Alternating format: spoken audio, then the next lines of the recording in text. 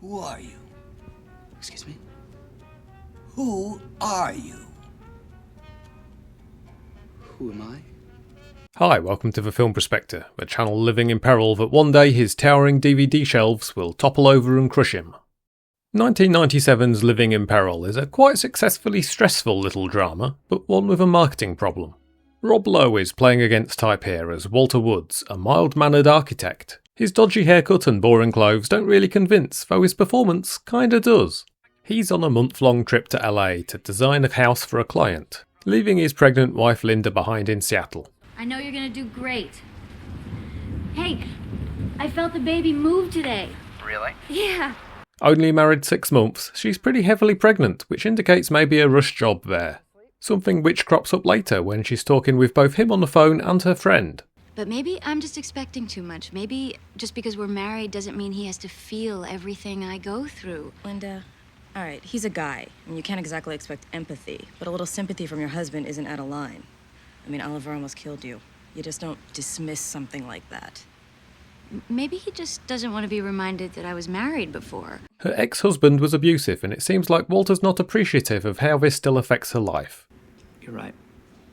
You know, I know what you've been through. No, I don't think you do know what I've been through. I don't think you know what it's like to live in this constant terror, so that every time that I walk out the door or walk down the street or go to the supermarket or the doorbell rings, I'm in constant fear. I don't think you do know what that's like, Walter. He soon will, though. Walter's a terrible driver, and on the way to LA he cuts up the wrong truck driver. Sorry, my fault. Walter.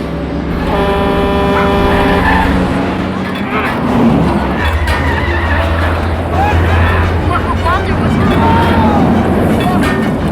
Walter. Damn it! He does what no one's ever done and rings that "How's my driving" number, which gets the guy fired. He moves into his digs for the month and immediately runs into the worst character in the movie, Dieter the German. I'll come down and help you. Whoa. Hey! Jesus.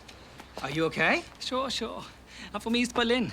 I practiced this jump door in 5 years. Then when I was ready to make my escape, they've torn down the wall. He's annoying every time he turns up in a scene. He's not really German, and he's only in the film because he's the director's brother. See, I always say start the day with the morning beer and the morning fuck. Unfortunately, the morning fuck is somewhat rare these days. Cheers, my friend. He's meant to be the comic relief, but for me the film doesn't need the tone lightening. It should be going in the opposite direction. Double down on going darker. I have to go. Next we meet William, the building's manager played by Dean Stockwell. Here he's giving an entertainingly crotchety performance as someone who becomes increasingly annoyed by the new tenant who wants things fixed. And there's no music to be played after 11 p.m. and you must keep the entrance door downstairs locked at all times. Could you do something about this? About what? About this? Walter meets with Harrison, the guy whose house he's designing. James Belushi here, who's never pleased to see Walter as there's always something wrong. You know, I know we have a reputation for being laid back here in LA, but I like it when people are on time. Oh, I'm sorry, that canyon was pretty confusing. I got lost. Either he's late, his house designs look boring, or they stink of piss. Literally. That's because after his first night there, he discovers that he may have had some late-night visitors. What the hell? I don't mean to be rude, but doesn't it smell like piss in here? Ugh! That's piss on my plans! Maybe it's rat piss. Rat piss? Sure, they get in through the toilet. After a few more hot sleepless nights, this is confirmed. But the rats are the least of his worries. Someone keeps on trying to get in his room.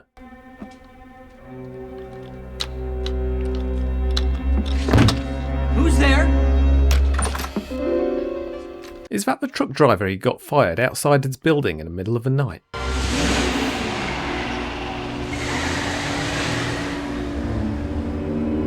It's not paranoia if they're really after you, and as the tension cranks up, it's obvious that this isn't just his imagination.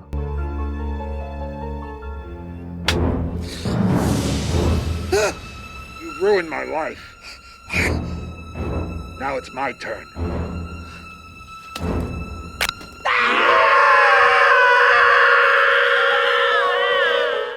The cops aren't much use.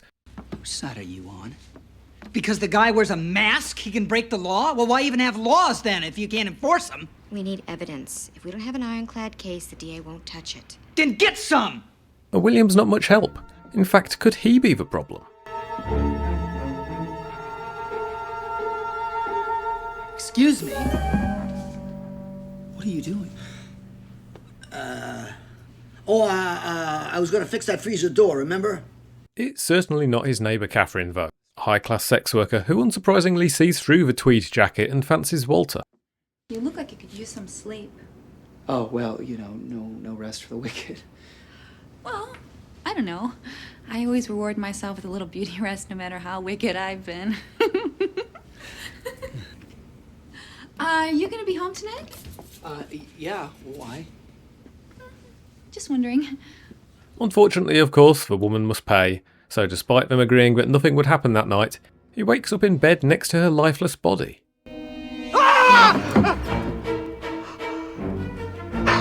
The attempts at farcing hiding the body while the police come round to get fingerprints of the toe breaker aren't really necessary. But the cops coming round when the body is finally found next door does trigger William's final descent.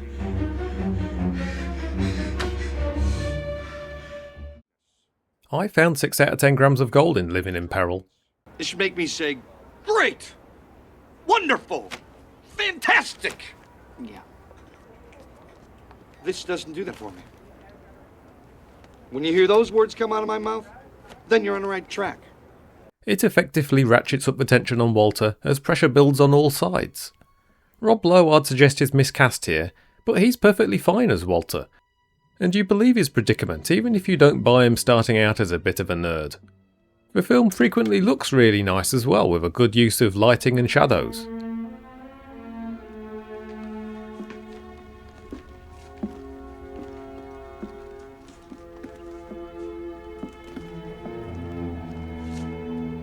The score by Randy Miller is excellent.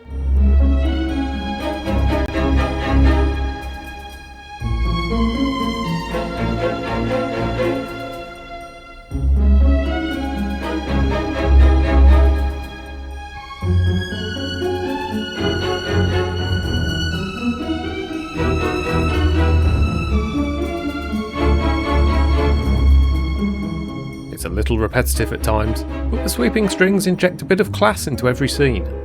Some Hitchcockian influence, as this is one of those ordinary guy in an extraordinary situation type films, but it also evokes the yuppie nightmare thrillers of the late 80s and early 90s. I enjoyed this quite a bit more than I was expecting, and that's despite the major flaw: the marketing. Now, spoilers ahead for the ending, so beware. I've purposely not showed the poster or DVD cover so far, or in the thumbnail for this video, because they spoil the film. Now, okay, sure, if you're hiring Jim Belushi, you're probably not going to use him as a red herring, but at least leave that option open. Every marketing image shows him chomping a cigar looking evil. Well, these aren't going to work. They got to be redone. So yes, even though the truck driver guy did turn up at Walter's place a couple of times, he's not the toe-breaking, neighbour-murdering bad guy. And it's not creepy Dean Stockwell or annoying Dieter. Goodbye. Okay, Wilfred. See you later, boys. It is, of course, Harrison, who's not actually Harrison. It's his wife Linda's ex-husband, out for revenge. Is there anybody there? Hello? Hello? Is this the police?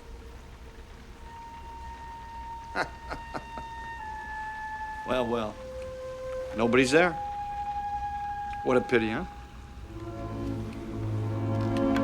Seems to be out of order.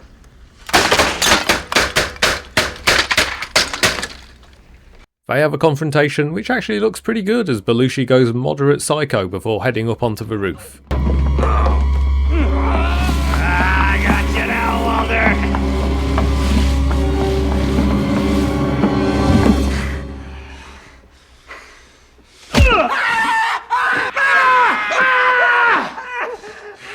And there's a final confrontation, which again looks pretty good.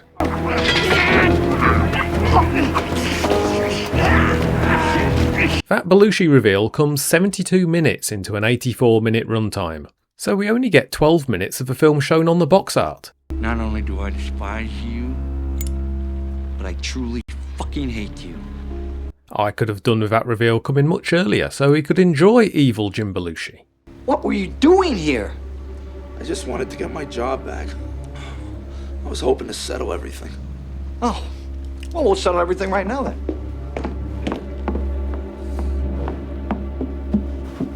How's it feel to be in the wrong place, the wrong time?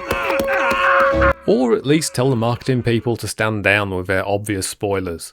It's a real shame that, as with Dieter the German, they showed so little trust in this dark little thriller that they felt the need to ruin it in order to sell it. Stay away from that goddamn German. He's totally screwed up. He stays up all night, he watches TV, he gets funny ideas, and he goes a bit nuts. Thanks for watching. Hit the like and subscribe, yeah, and join me next week when I'll be watching another film with Richard Moll in. Here, he has a 2-minute cameo as a sensitive black market gun salesman. I see. You just want to do business, no talking. Right. What, I'm not good enough for you? What? I'm just a hardware supply and nobody, huh? It's not worthy of your attention or respect. If you had a penis on your forehead, how long would it have to be if you were to be able to see it if you looked up like this? I have no idea. Take a guess. Just take a guess. 6 inches. No, you wouldn't be able to see it at all because your balls would be in the way. Auf Wiedersehen.